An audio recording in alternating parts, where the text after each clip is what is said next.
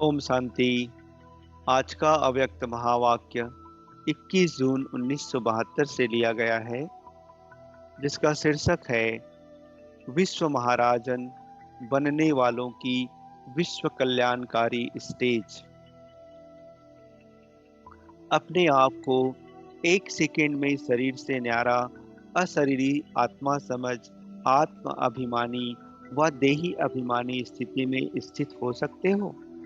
अर्थात एक सेकेंड में कर्मेंद्रियों का आधार लेकर कर्म किया और एक सेकेंड में फिर कर्मेंद्रियों से न्यारा, ऐसी प्रैक्टिस हो गई है।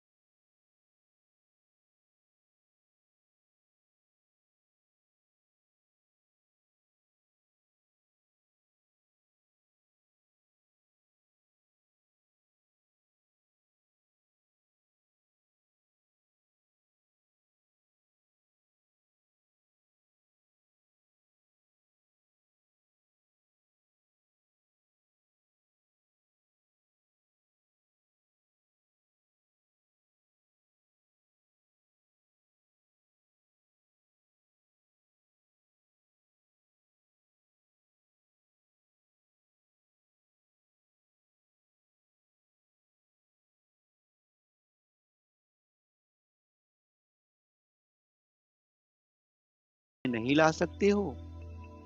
क्या चैतन्य आत्मा में यह परिवर्तन की शक्ति नहीं आई है? कोई भी कर्मेंद्रियों की चंचलता को सहनशील सरल चित नहीं बना सकते हो।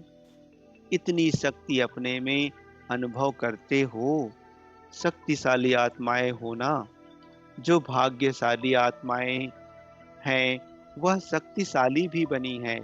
वह सिर्फ ब्रह्मा कुमारी बनने के भाग्य के कारण भाग्यशाली बने हो। सिर्फ भाग्यशाली बनने से भी मायाजीत नहीं बन सकेंगे। भाग्यशाली के साथ साथ शक्तिशाली भी बनना है।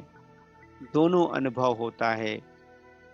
जैसे भाग्यशालीपन का नशा तो अविनाशी है ना, इसको कोई नाश नहीं कर सकता। वैसे शक्तिशाली का वरदान वरदाता से ले लिया है, वह अभी लेना है। क्या समझते हो? ब्रह्मा कुमार कुमारी तो हो ही, वह तो अविनाशी छाप लगी हुई है। अब शक्तिशाली का वरदान ले लिया है कि लेना है। जब शक्तिशाली बन गए तो माया की शक्ति वार कर सकती है। यह है रचयिता की शक्ति, वह है रचना की शक्ति। तो कमजोर सूरवीर के ऊपर वार करने की हिम्मत रख सकता है क्या? रखे भी तो उसका परिणाम क्या होगा? विजयी कौन बनेगा? सूरवीर। तो रचयिता की शक्ति महान है, फिर माया का वार कैसे हो सकता? वह माया से हार कैसे हो सकती? जब अपने को शक्तिशाली नहीं समझते हो, वह सदा काल शक्तिशाली स्थिति में स्मृति में स्थित नहीं होते, तब हार होती है। जहाँ स्मृति है वहाँ विस्मृति का आना असंभव है। जैसे दिन के समय रात का होना असंभव है, ऐसा अपने को बनाया है वह अब तक संभव है। कब भी माया का कोई वार नहीं होगा, ऐसा अविनाशी निश्चय बुद्धि हो गए हो। संकल्प में भी कब यह ना आए कि माया कब हार खिला भी सकती है। ऐसे बन गए हो।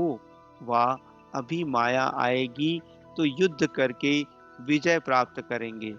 अब इसको भी समाप्त करना है। जबकि दुनिया वालों को संदेश देते हो कि अब बहुत थोड़ा समय रह गया है। तो क्या यह थोड़ा सा समय युद्ध करने की स्टेज व युद्ध करने वाली चंद्रवंशी स्टेज समाप्त कर सूर्यवंशी स्टेज नहीं बना सकते हो? सूर्यवंशी अर्थात ज्ञान सूर्य की स्टेज।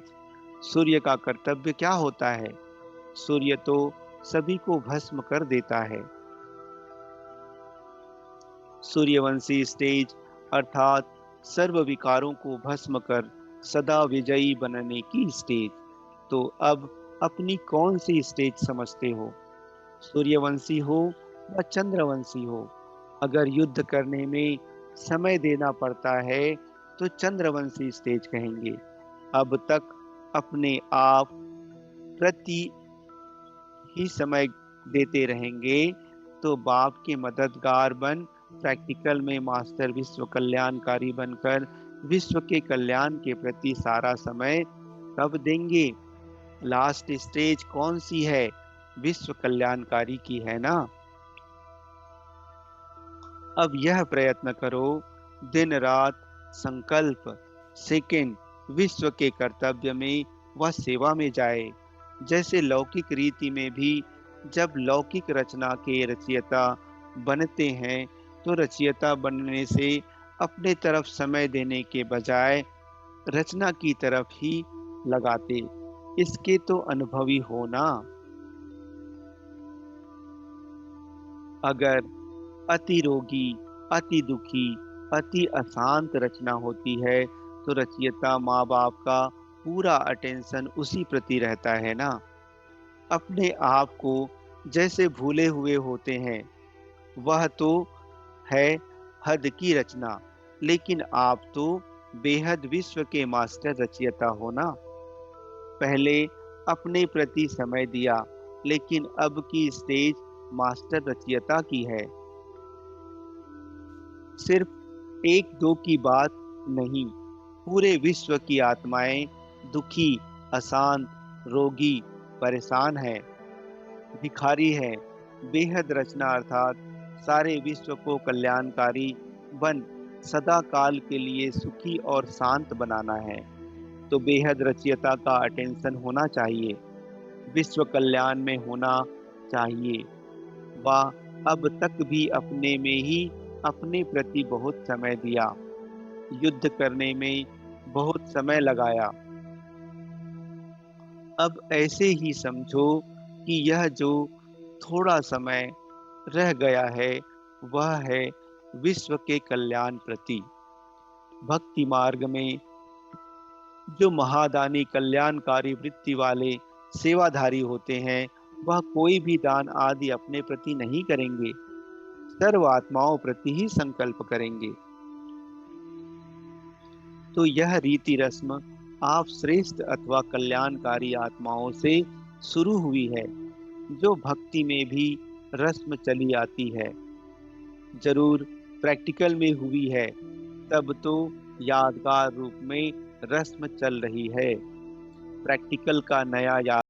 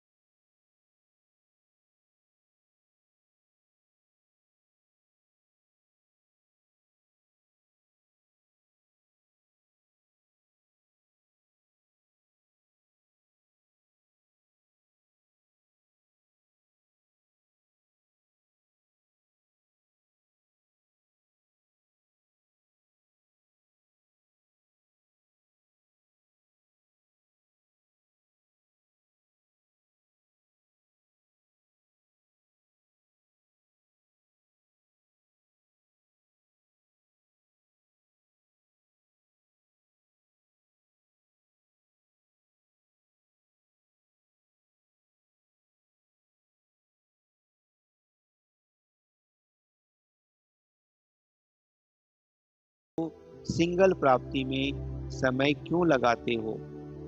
सारे दिन में विश्व कल्याण के प्रति कितना समय देते हो? ब्राह्मणों का यह अलौकिक जन्म ही किस लिए है? विश्व कल्याण अर्थ है ना। तो जिस प्रति जन्म है वह कर्म क्यों नहीं करते हैं? जैसे देखो, जिस कुल में जन्म लेते हैं उस कुल के संस्कार जन्म लेते ही स्वतः हो जाते हैं। स्थूल काम करने वाले मजदूर आदि के घर में बच्चा पैदा होगा तो छोटेपन में ही माँ बाप को देखते हुए उस कार्य के संस्कार स्वतः ही उसमें इमर्ज हो जाते हैं। तो अब जन्म ही ब्रह्मा कुमारी का है, तो जो बाप का कर्तव्य वह स्वतः ही बच्चों के संस्कार होने चाहिए। जैसे साकार बाप को प्रत्यक्ष रूप में देखो तो रात का नींद का समय अथवा अपने शरीर के रेस्ट का समय भी ज्यादा कहाँ देते थे? विश्व कल्याण के कर्तव्य में, सर्व आत्माओं के कल्याण प्रति, ना कि अपने प्रति। वाणी द्वारा भी सदा विश्व कल्याण के संकल्प ही करते थे। इसको कहा जाता है विश्व कल्याणकारी। तो यह मन के विघ्नों से युद्ध करने में ही समय देना, यह तो अपने प्रति व्यर्थ समय देना हुआ ना। इनको आवश्यक नहीं, व्यर्थ कहेंगे। बाप ने आवश्यक समय भी कल्याण प्रति दिया और बच्चे व्यर्थ समय अपने प्रति लगाते रहे तो फॉलो फादर हुआ। बाप समान बनना है ना, तो सदा यह चेक करो कि ज्यादा से ज्यादा तो क्या, लेकिन सदा ही समय और संकल्प विश्व कल्याण प्रति लगाते हैं। ऐसे सदा विश्व कल्याण के निमित्त समय और संकल्प लगाने वाले क्या बनेंगे? विश्व महाराजन। अगर अपने प्रति ही समय लगाते रहते हैं तो विश्व महाराजन कैसे बनेंगे? तो विश्व महाराजन बनने के लिए विश्व कल्याणकारी बनो। जब इतने बिजी हो जाएंगे तो क्या व्यर्थ समय और संकल्प आएगा? व्यर्थ स्वतः ही समाप्त हो जाएगा और सदा समर्थ संकल्प चलेंगे। सदा विश्व सेवा में समय लगेगा। इस स्टेज के आगे छोटी छोटी बातों में समय देना व बुद्धि की शक्ति व्यर्थ गंवाना क्या बचपन का खेल नहीं लगता है?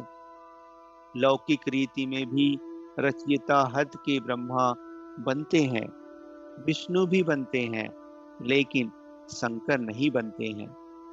ऐसे ही हद की स्थिति में रहने वाले भी व्यर्थ संकल्पों के रचता बनते हैं, पालनहार भी बनते हैं, लेकिन विनाशकारी नहीं बन सकते। क्योंकि हद की स्थिति में स्थित हो, अगर बेहद की स्थिति में स्थित रहो तो अपने अंदर की बात तो छोड़ो, लेकिन सारे विश्व से व्यर्थ विकल्प व विकर्म व विकार विनाश कराने वाले विनाशकारी बन सकते हैं। लास्ट स्टेज है विनाशकारी। विनाशकारी तब बनेंगे जब कल्याणकारी बनेंगे। ऐसी स्थिति है ना। हद को अब छोड़ चुके हो ना। अच्छा, ऐसे सदा विश्व कल्याणकारी स्मृति और सेवा में स्थित रहने वाली महान आत्माओं को नमस्ते। अच्छा, ओम शांति।